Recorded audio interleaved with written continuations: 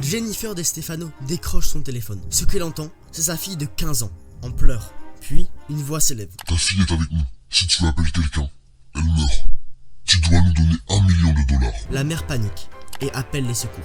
Mais après une rapide vérification, elle apprend que sa fille est en sécurité, tranquillement dans un chalet avec des amis pour le week-end. Pourtant, la voix qu'elle a entendue était celle de sa fille, les mêmes intonations, les mêmes accents. La voix était évidemment générée par IA. Cette fois, l'histoire s'est bien terminée. Mais dans les 3 autres histoires que je vais vous raconter, la fin n'a pas forcément été aussi heureuse.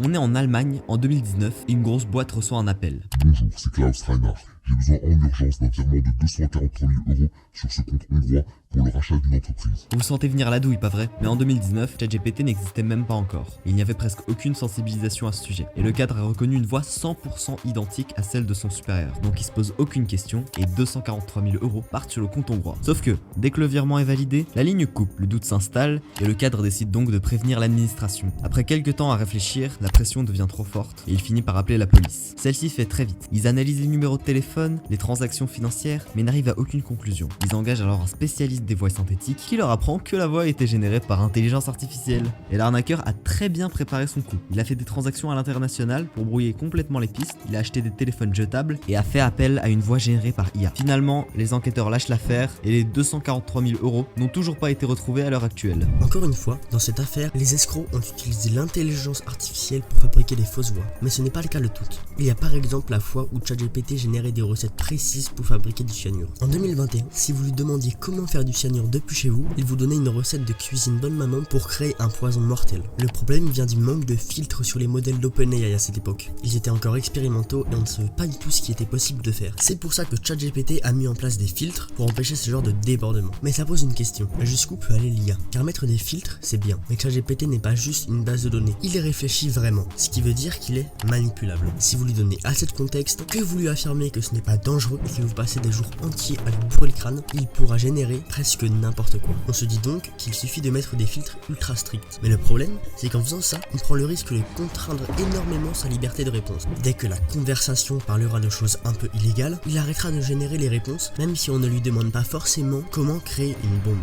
Il faut donc essayer de trouver une solution qui garantit une satisfaction client tout en gardant une sécurité maximale. Quoi qu'il en soit, il faut réussir à mettre une sécurité pour qu'il ne se produise pas la même chose qu'en 2023, quand les chercheurs ont voulu tester les limites de l'IA en lui faisant écrire un virus informatique. Et le résultat a bluffé tout le monde, car en quelques minutes, l'intelligence artificielle a créé un virus 100% fonctionnel. Les chercheurs ont utilisé une technique bien rodée pour créer ce virus. Ils ont donné à l'IA plein de virus avec tout leur code, puis ils lui ont demandé de créer un virus ultra sophistiqué, capable de se modifier à chaque lancement pour passer à travers les systèmes de sécurité. On appelle ça un virus polymorphique. Ça a été un énorme succès et le virus était un bijou de la technologie. Ça aurait pu s'arrêter là. On pourrait se dire que c'est une expérience faite dans le but de tester les limites de l'IA, de voir si les filtres mis en place sont suffisants. Mais quelques mois plus tard, le code a fini par fuiter et un groupe de hackers a utilisé le virus pour faire des vraies attaques avec des vrais dégâts cette fois-ci. Et ça pose de vraies questions sur l'intelligence artificielle. On voit par exemple qu'avec l'arrivée de ChatGPT en 2022, le pourcentage d'attaques de phishing a augmenté de 1265%, que 60% des groupes cybercriminels utilisent l'IA. Ces stats nous prouvent une chose, l'IA est un outil. Elle peut coder, enseigner, traduire, organiser.